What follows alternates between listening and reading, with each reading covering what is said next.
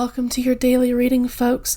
I am working with the Osho Zen Tarot today, and at your central theme, you have transformation, also known as the Death card in the traditional Rider-Waite-Smith. There's a moment where you can choose to head into a new era, or you can choose to cling to the past. What's challenging you is no-thingness. It is difficult sometimes to deal with ambiguity because for a lot of people, there are no boundaries in ambiguity. There's all kinds of things that could happen in ambiguity, and if you choose to see it that way, that's where the beauty is.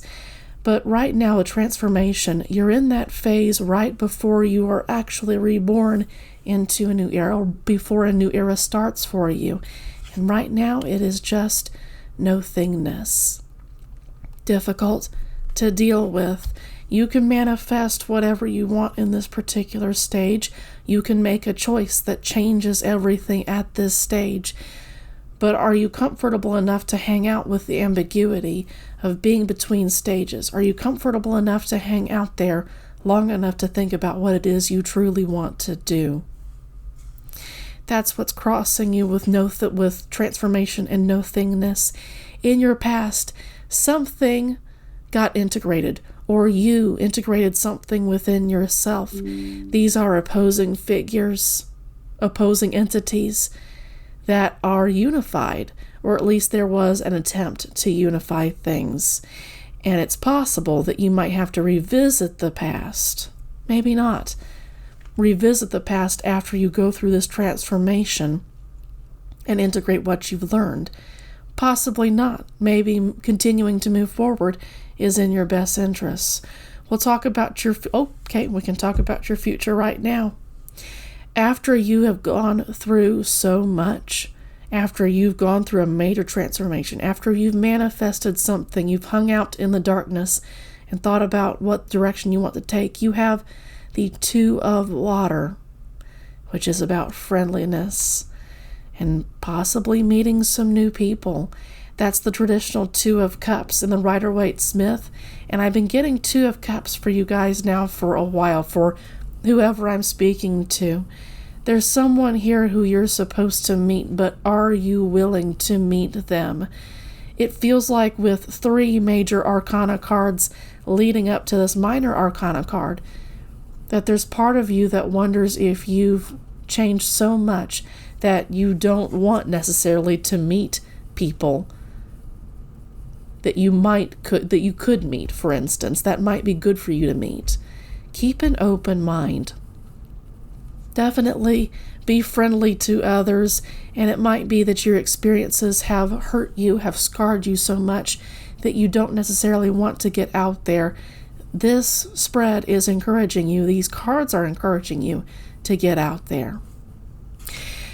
So when we talk about transformation, when we talk about no-thingness and being able to manifest anything you want in this interstitial phase between the end of something and the beginning of something, you have what is the Ace of Fire, or the Source, for instance. What is it that you would like to take action with? And this is what you should meditate on with while you're in this state of no-thingness, while you're in this interstitial phase. What is it you would like to do now that you've been through so much? You've integrated something within yourself, or something in your environment was integrated. One era ended, and another era is about to begin. What is it like you'd like to do in the new era? That is something that you'll need to think about. Consciously speaking, I can see that you are dreaming of partnership with somebody. If that's not romantic, that could be friendship. That could be having a chosen family, a found family, if you will. There's part of you that feels deeply lonely, and I can see that's kind of why I wondered if it wasn't going to be difficult to be friendly with people. You might feel so separated from others because of your experiences that it might be difficult to interact with other people, even though that's something that you really dream about. I can see that you are quite lonely, for instance, and it might be that you are hoping that a relationship with somebody, romantic, platonic, family, it doesn't matter, you're hoping that it will take away the lonely feeling. And that's possibly what you're supposed to sort out while you're in this ambiguous stage of no-thingness.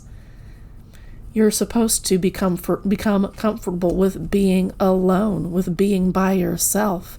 And that's something that a whole lot of people struggle with. In the guidebook for this particular card, Osho talks about us often falling in love not because we want to be in a partnership per se, but because we are much more interested in not being alone than we are in hanging out with our thoughts, with ourselves, and becoming our highest selves while we're alone. That's something that a lot of people are afraid of, and it does take a lot of bravery to be in this stage, of no-thingness. That takes a lot of bravery to hang out there and wait for the new era to come for you, as opposed to you launching forward and grabbing it for yourself. It's supposed to come to you, and you're supposed to think about what it is, dream about what it is you would like to do once the new era starts, but let the universe start the new era for you. Don't reach out and grab it. Learn to be comfortable while being alone. You aren't actually alone at all. Not with the universe, not with your ancestors, not with your guides. Let's talk more about this friendliness card and about your future with it.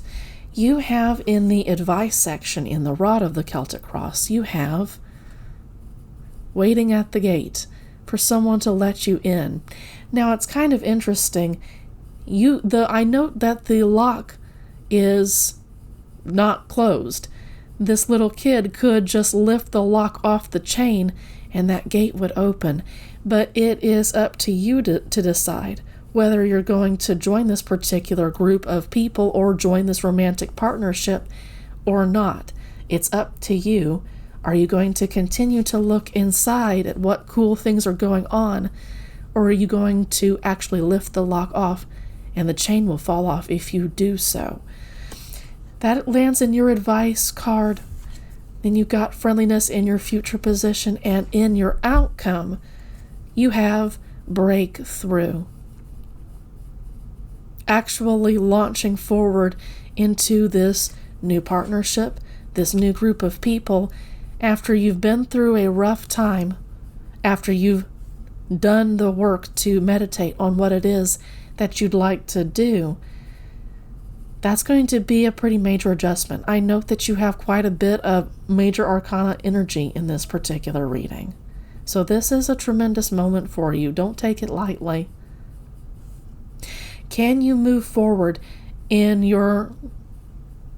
spite of your loneliness? Can you say that nobody satisfies me but me? Nobody can.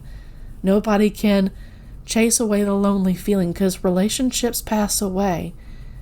Sometimes they're not meant to last forever, but you and your relationship with yourself, with your highest good, is meant to last past your lifetime. It's meant to bring you into the next lifetime.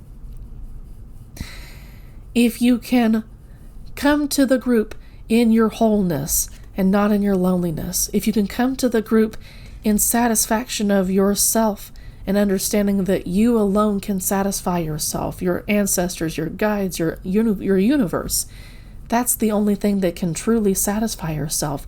You have a whole lot more to contribute to the group than you ever imagined. That's in your outcome position.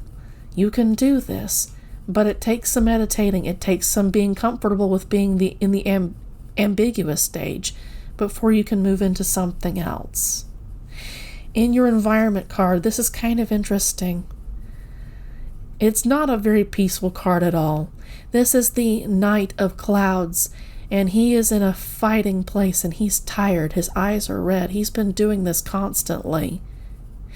I'm pretty sure that my camera isn't showing this up, but there are buttons on his armor that are kind of hinting that he's willing to detonate into anger at any point. I feel like you're being incredibly defensive right now.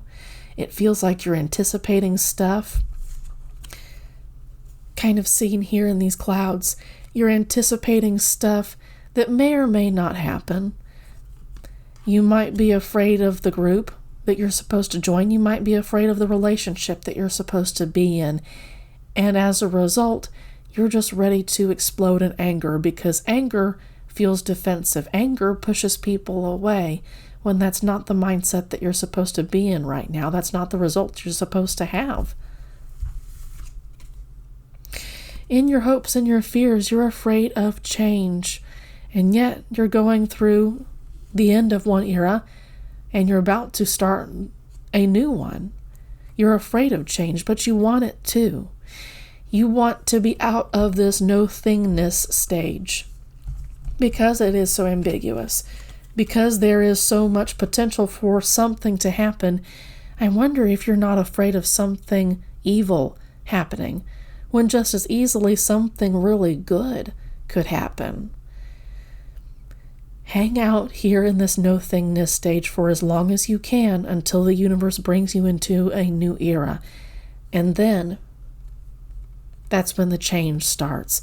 But I would argue that you've already started the process of change here with transformation. That's inevitable. That's inevitability, if you will. You're already going through it. And it's possible that you're afraid of more change. You don't want it to happen. And I understand.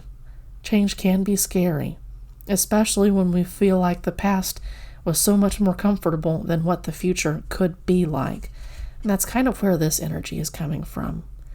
Fighting against something that doesn't need to be fought. So instead, we get angry, we get defensive, and possibly we keep some people out or we stay out. We keep ourselves out when we should be allowing ourselves in. It'll be a breakthrough for you to realize that you are supposed to be part of a group after being through a really difficult circumstance. Night and day are not forever. The seasons change. The sun and moon cycle through and through. It's up to you to decide whether you're going to accept that happening or not. So, folks, no more. I'll see you later.